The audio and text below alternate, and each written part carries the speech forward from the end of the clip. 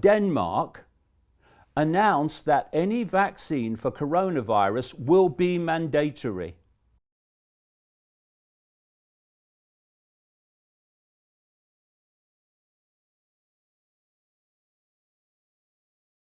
Tell you what one of the punchlines of this virus is. It's the bloody vaccine. You know, very early on after this virus started, I read a report about an Israeli government minister saying we're far ahead of anyone else in developing a vaccine. Oh really? I thought this is interesting. And it turns out that from 2016, this scientific organization in Israel, which is all connected to the government like they all are, had been using coronavirus to test its technology.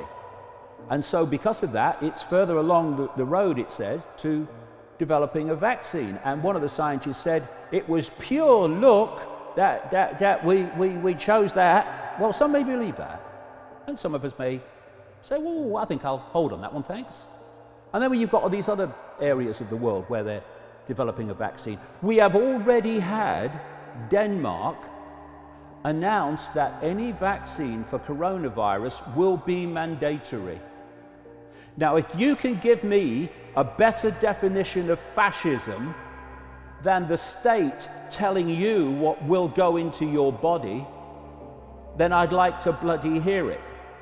They don't even know what the vaccine is, but it's mandatory. Now, this is going to expand.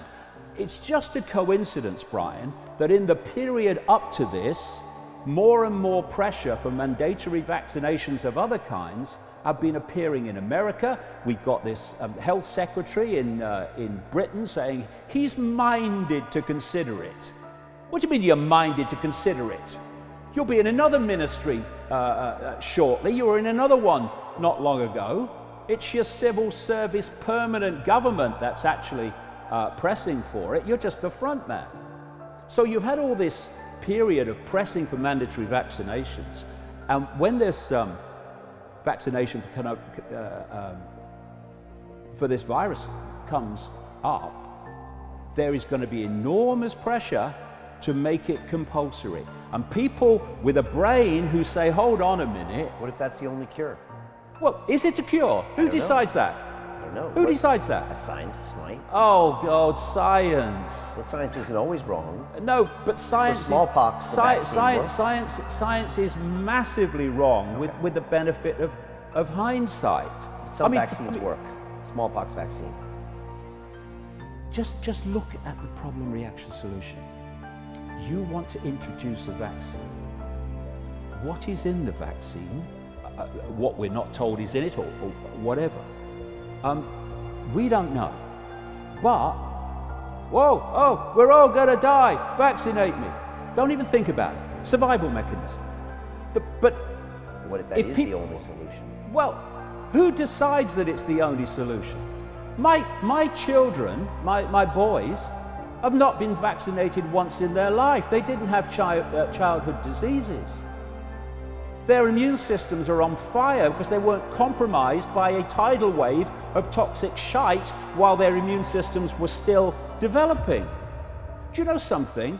In the 1980s, the Congress gave immunity from prosecution to the drug companies for vaccines. And you know why this was in the official documentation. The reason they said they gave them immunity from prosecution, so now in America there is a vaccine court which has already paid out something like $42 billion for vaccine injuries, and the bar to prove that is very high. It's now paid by the taxpayer. And so the drug companies have no economic consequences for damaging vaccinations. And I think they're trying to get drug companies to consider creating vaccines because they're not economically profitable. Hold on. What, not economically profitable? My goodness me. Have you seen the profits of drug companies? Yeah, because they have regulated. Yeah, but the point is that the reason they said we must give immunity is because they said vaccines are innately unsafe and cannot be made not to be.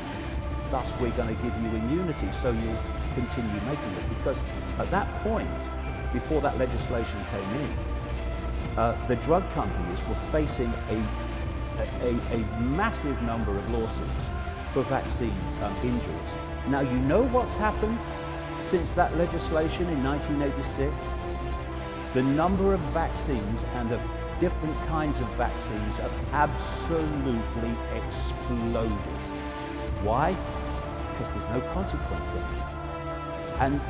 And if you look at the statistics, if you vaccinate a large number of people, you are going to have major life-changing implications for a number of those people. So what mandatory vaccinations are saying is, we are going to insist by law that your children are vaccinated, and we know by doing that some of them who wouldn't otherwise have been vaccinated are going to take the consequences. Right, because it's for the greater good. Oh, the greater good. They couldn't care less about the greater good. Can we just understand that?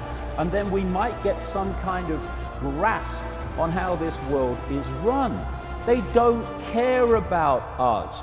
They use the excuse of caring about us to justify what they want to do. It's as simple as that. Now they're using the elderly to shut down the economic system as an excuse, involving people who economically will be absolutely destroyed already, never mind as it goes on.